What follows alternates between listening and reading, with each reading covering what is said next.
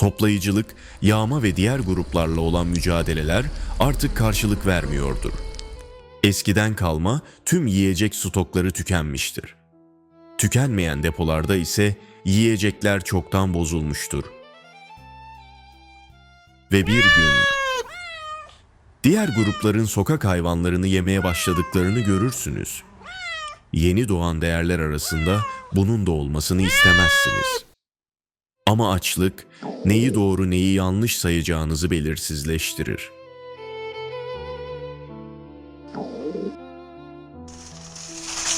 Gruptaki eski evsiz, göç fikrine şiddetle karşı çıkar. Şehri terk etmek istemez. Çünkü tüm hayatı sokaklarda geçmiştir. Ama grup artık kararlıdır. Açlık ne tartışma dinler ne de aidiyet. Yol sizi çağırmaktadır. Ve bu sefer gerçekten bir yola çıkılacaktır. Kırsala doğru bir yol. Artık eski, terk edilmiş bir köydesiniz. Sessizliğiyle ürküten ama bir o kadar da umut vaat eden bir yer. Burada da hayatta kalmış birkaç kişi vardır.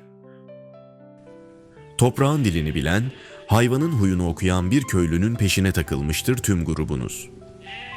Bir zamanların CEO'su, sokakların hakimi, bilgiyle konuşan herkes. Artık o köylünün ağzının içine bakıyordur. Başıboş dolaşan bir ineği zapt etmeye kalkarsınız. İlk deneme başarısızlıkla sonuçlanır. İneğin küçümseyici bir baş sallayışıyla CEO ile birlikte kendinizi toprakta yuvarlanırken bulursunuz. Köylü kahkahasını gizlemez. Kaybedilen inek sadece bir hayvan değil, yeni düzenin ekonomik sistemine giriş kapısıydı. Bu kayıptan sonra karşınıza çıkan ilk tavuğa 4 elle sarılırsınız.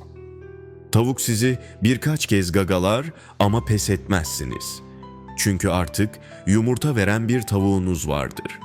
Ve bu yeni dünyanın ilk büyük kazanımıdır. Yolda yürürken bir koyunla karşılaşırsın. Sahipsizdir ve onu sahiplenmek istersin. O sırada yerde kalın, çatlamış bir dal görürsün. Eline alırsın. Ve bir anda anlamaya başlarsın. Antik insanlar neden asaya bu kadar bağlıydı? Asa sadece bir sopa değildir. Ona dayanır, ondan destek alırsın. Hayvanları yönlendirirsin. Yeri geldiğinde onunla yol açar, tehlikeden korunursun. Asa artık senin bir parçandır. Koyunu asan ile yönlendirir ve sahiplenirsin. Süt veriyordur. Sen sütü alır, içersin, yoğurt yaparsın. Ama birkaç gün sonra kuzusunu ölü bulursun. Çünkü ona süt ayırmamışsındır. Koyun sana farklı bakıyordur artık. Bakışlarında kırgınlık, sessiz bir sitem, sanki bir hesap vardır. Kış yaklaşıyor, yorgan yapmalısın. Ama koyundan nasıl keseceksin o yünü? Nasıl temizleyecek, nasıl işleyeceksin? İşte o zaman anlıyorsun. Doğadan sadece almak yetmez. Ona bir şey katmak, onu korumak ve bazen ondan izin almak gerekir.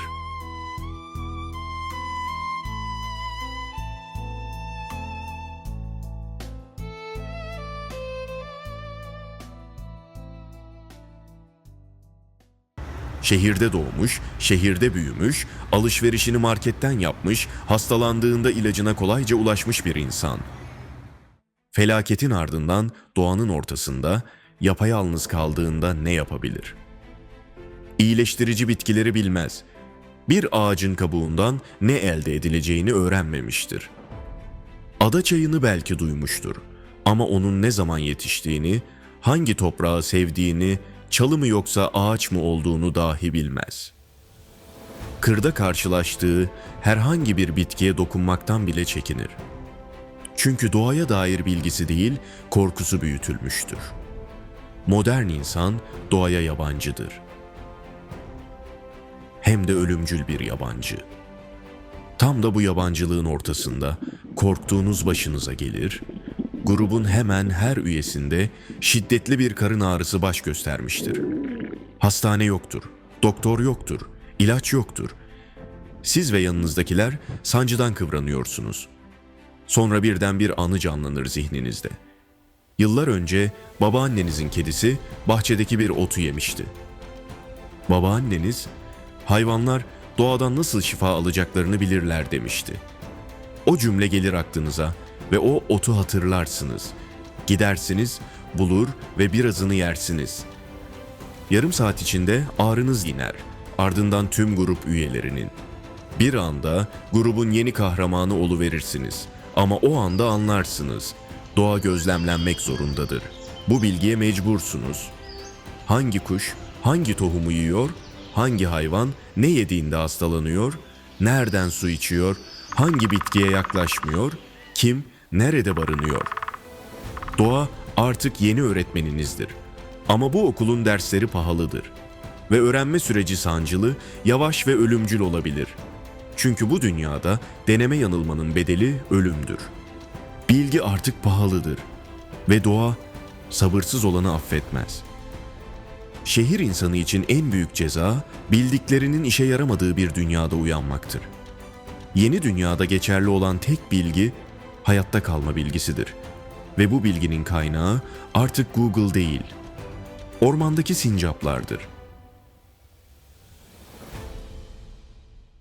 Eskiden böcekten tiksinirdiniz. Kertenkele görseniz koltuğun üstüne zıplardınız. Ama yeni dünya düzeninde bu korkulara yer yoktur artık. Derme çatma bir kiler dolabına giren fareyi kuyruğundan yakalayıp dışarı atmayı başardığınızda mideniz değil zihniniz bulanır. Eski dünyada fare demek veba demekti. Bugün hala geliyor bu düşünce aklınıza. Ama artık korkuların hiyerarşisi değişmiştir. Açlıktan ölmek, hastalıkla ölmekten daha gerçek bir tehdittir.